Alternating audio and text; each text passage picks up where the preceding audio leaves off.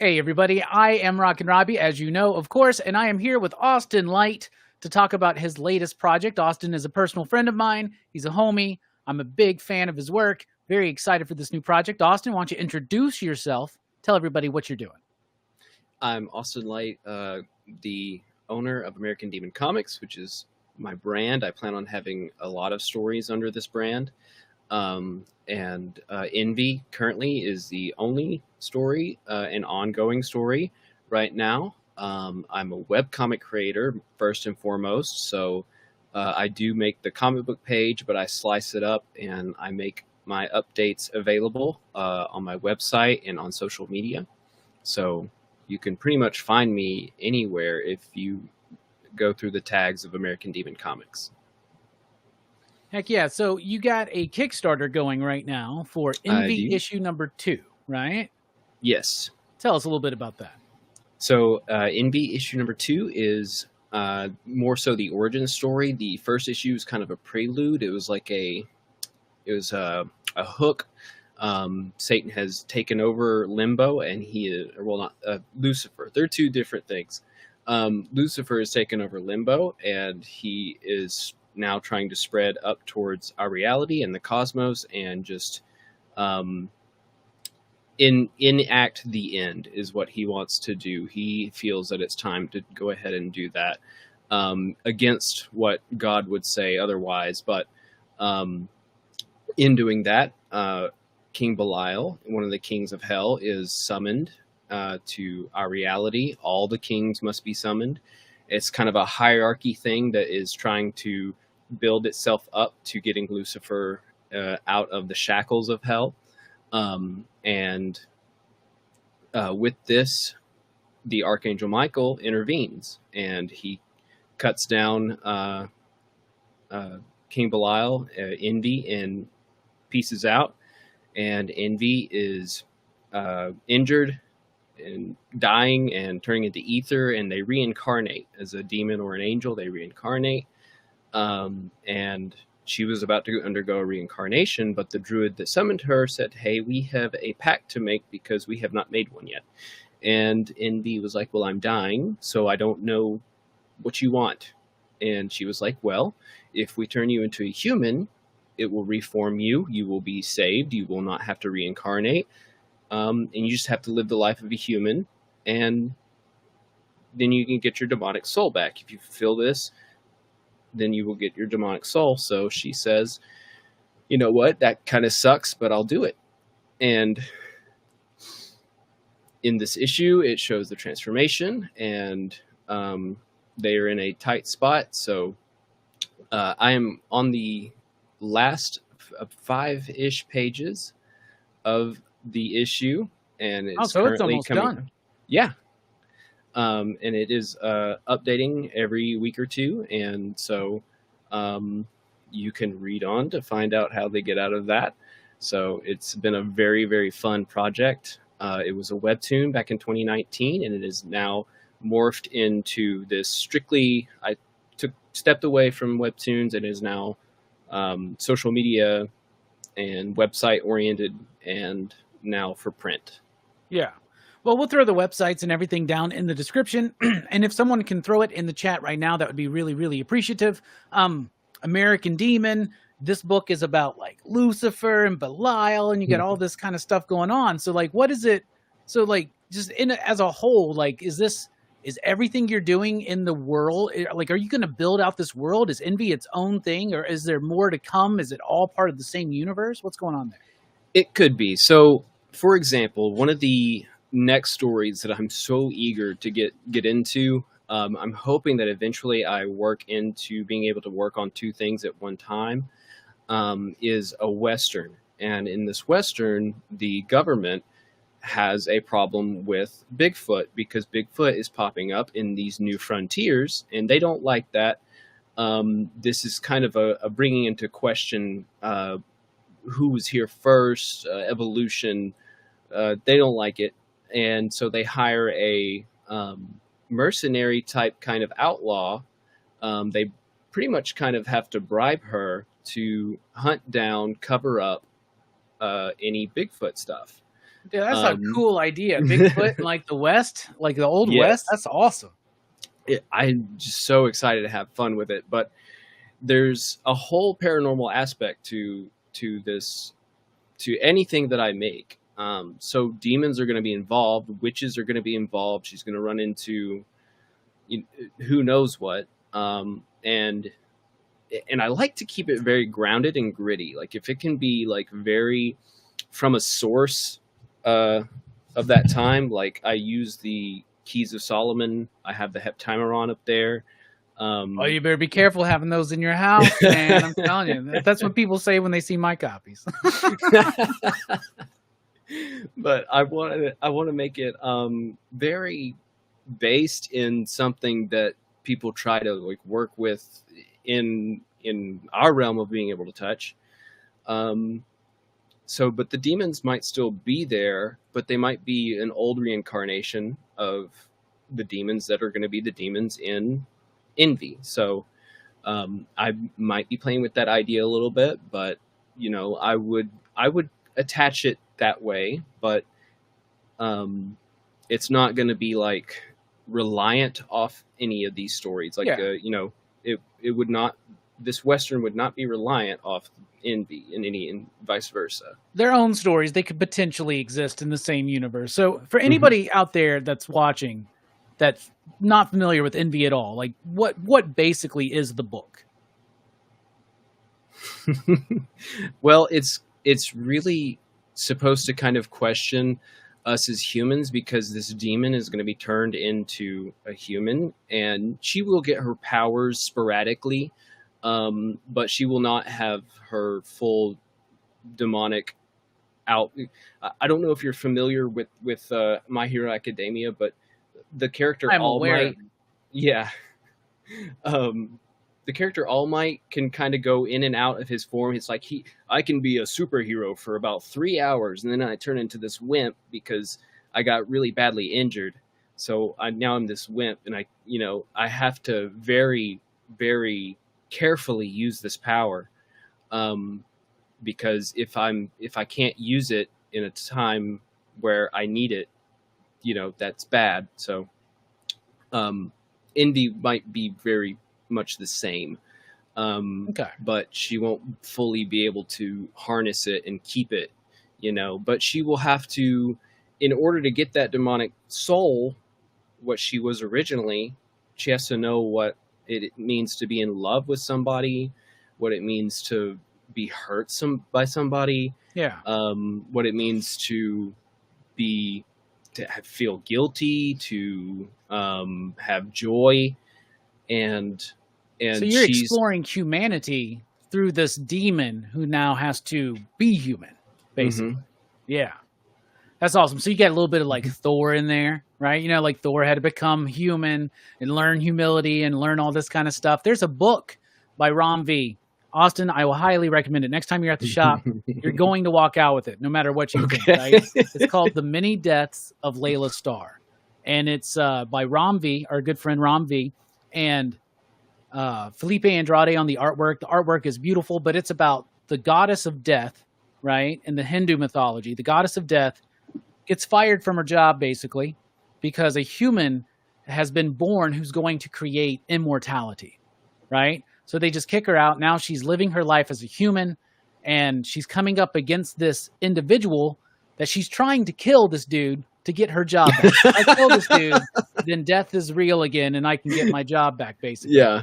But she comes across him at different points in his life, and she has this journey as well as he does, and it's this like really beautiful like look at grief and death and life and hope. Right? Like, and it's so beautiful. I think you would really, really like it for sure. It sounds good.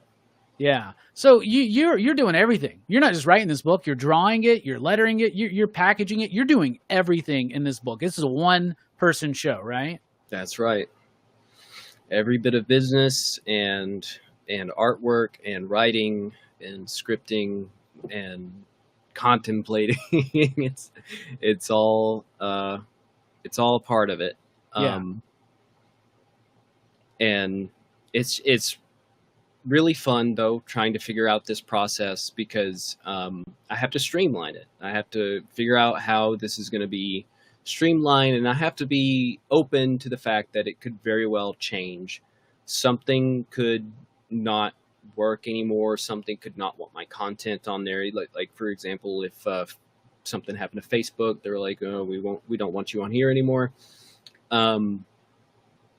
So I have to be open to the fact that new platforms, or maybe not something even of being a platform, but something outside of what we know the internet is today, could develop, and we have to adapt for that. But it's kind of like scary to have to feel like that might be the case, but it's also fun because I'm not working I do work a 9 to 5 kind of thing, but they let me work on my comic there. So it's kind of a good mix there. Yeah, killing but two birds with one stone, right? Yeah. The hope is that I do get to be a full-time cartoonist. That might be far in the future. But at some point I would have to be living off the fact that something could crumble and I have to be prepared to fix that myself. There's a comfort and a discomfort in that. Yeah. What are your like influences? Like what influenced you to tell story, to draw a story, to tell a story through the visual medium? What are your biggest influences? I've always been really interested in animations and in anything that's a cartoon. Like, it frustrated me to no end that my parents would kind of dismiss things. Like, I was watching Avatar: Last Airbender, and as it got into season after season, I was like, my parents would probably love this if they would just consider that it's more than like a cartoon. Like, there's more to this, and just because it's a cartoon doesn't mean that I feel like cartoons and animation and different mediums like a comic have so much more basis to make you feel immersed because it is something abstract. It's not real life. And I can watch a live action thing, and if there's some very obvious CGI going on, I'm immediately just kind of broken from it. It's very bothersome to me if that kind of immersion is cracked, because I feel like animation and comics are not going to have that problem because it's in its own world. But some of my biggest influences, even though I hardly remembered like the show itself, I do remember fondly Gargoyles. That one was a very influential. It's a beautiful show thing too, to me. man. Looks great. And I just loved that concept, and I loved all the design of it and the darkness of it. Yet there was, Goliath was something of a hero, and I was always drawn to that. And then a lot of people would probably see very quickly, if they read the comic, that Attack on Titan is a huge influence to me. It's my most favorite property, and I was really enjoying My Hero Academia, but I kind of saw that it was going to go down the shonen route, where there's just going to be branches and branches and story and story, and things that kind of get disjointed because there's just so much story. That was the problem with Fairy Tail. I'm a huge weeb, so I'm just talking about weeb stuff. But that's fine. It was Weebs are welcome. Fairy Tail was so good. And then I revisited it, and there were things that were just, it's like, why didn't that ever show up again? It's like because they just needed it for this episode. They just wanted it to be a quick fix to their story so that they could get on to the next story. And that kind of thing I just get turned off by. But Attack on Titan was very, very like building on top of a mystery, and nothing in from start to finish was really irrelevant. Like almost every piece had something critical to it, and if you were paying attention, you and then when you go back, it's even better. You go back and watch it again, and you're like, oh my gosh, this is brilliant. So I love Attack on Titan. Yeah. Yeah, Austin's been trying to sell me on Attack on Titan since we've met. So maybe one day. I want to grab the graphic novels, you know, and read the mangas and stuff, because I do like manga and I do like anime. I just don't get as much into it as some other people do, right? You know, I can only get into so much of so many things, right? But Right. Neon Genesis Evangelion is like my favorite thing ever. Like, I love that show so freaking much. And I've loved what I've seen of it. I've got to finish it though, so no spoilers, but I got to finish it. oh, it's got a few endings, which is weird because like Yeah. the show ends and then, you know, we've talked about this, right? And then I need to watch the new movies. Like, I've only seen the first 2 and there's 4 of them, and they kind of like retell the story, but like it's not necessarily new animation, but they went back to the original materials and basically redid it and cut some things out and rearranged some things, and then for like the 4th time tried to do a new ending for it or something like that. And I got the manga. My buddy Brooks is a big fan of the manga as well. He says it's really, really good. It was done after the fact, but I'd like to dive into that too. So Yeah, I actually just watched Shin Godzilla because it's from the creator of Neon Genesis. Oh, and that was a okay. really weird Godzilla movie, man. Really weird, man. They tend to pump out that weird stuff. It's really cool though. They get creative. Yeah. And I love the weird stuff. That's why I love comics, because they can Now- get weird, you know, more so than a movie even. Hajime that made Attack on Titan, I can tell. I've watched approximately a season of Evangelion, but there was so much like inspiration I could tell was put into Attack on Titan. Oh, word. Just because essentially your Titans are mechs almost, and I don't want to give away too much. You got to watch it. I can't let you off the hook. But there's giants, and there's these, you know, massive creatures that are humanoid and eating people, but there's a lot of visuals even in just the first few episodes where I went, oh, that's just, you know, I saw a connection between Evangelion and Attack on Titan. So I'm certain that Hajime was inspired by that as well. Yeah, maybe we should have an Attack on Titan watch party one night. You know, we can watch the first couple episodes or something. Love it. Yeah, we should totally do that. All right, so Envy number 2 is on Kickstarter right now, right? And you can get to it through your website or directly on. You can just look it up on Kickstarter. We got the links all up in the description below. I actually have an image here. There it is, envycomic.com. You can go check it out. If you missed the first issue, is that something that's going to be available? Also, you said you're putting it on your socials, so plug your socials, plug your website. Like, what's going on? Where to find it? Okay, so I will go over my socials and then go over the tier rewards. The socials I'm primarily on are Instagram, TikTok, and Reddit. I update a little bit on X, Twitter, but I really want to like just kind of focus on just a few of them because can be a lot to juggle during an update. And then Substack. Sure. I have fallen in love with Substack. If you are very interested and you're a big fan of me and you go find my Substack and subscribe, you will always be getting very direct email updates. It's not something you just kind of glance by or gets buried in other social media.